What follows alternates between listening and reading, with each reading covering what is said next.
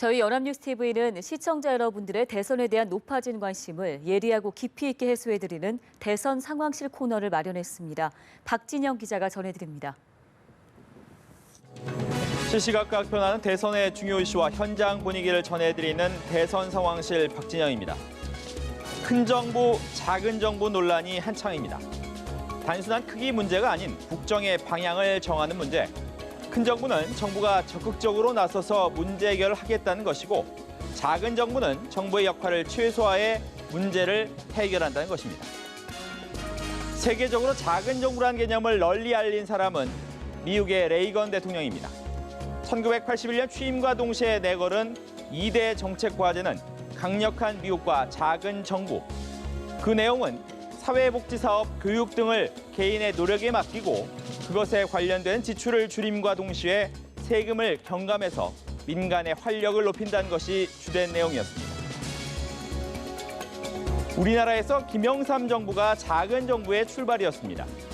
문민정부는 기존 군사 독재 정권과는 차별화를 꾀하면서 세계화라는 캐치프레이즈 아래 작은 정부를 꾸렸습니다. 김대중 정부도 작고 효율적 정부를 목표로 삼았습니다.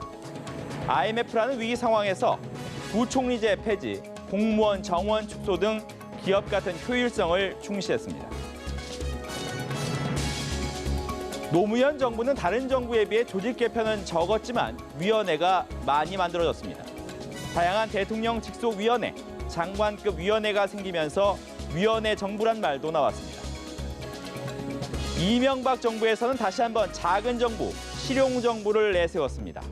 10년 만에 정권 교체로 정부 조직을 개편해 부처 수를 줄이며 기존 정부와 차별화를 꾀했지요. 부처 간 칸막이 제거는 박근혜 정부의 국정 과제였습니다. 정부 내 조직 이기주의를 타파해 경제 활성화에 올인하자는 취지였죠. 경제부총리의 부활 등을 통해 부처 간 이견을 조정하고 효과적인 정책을 만들려고 했지만 불협화음이 자주 나타났습니다.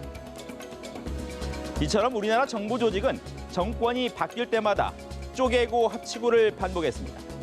큰 정부냐, 작은 정부냐에 따라 약간의 차이가 있긴 했지만 정권 교체의 태풍을 피해가지는 못했습니다.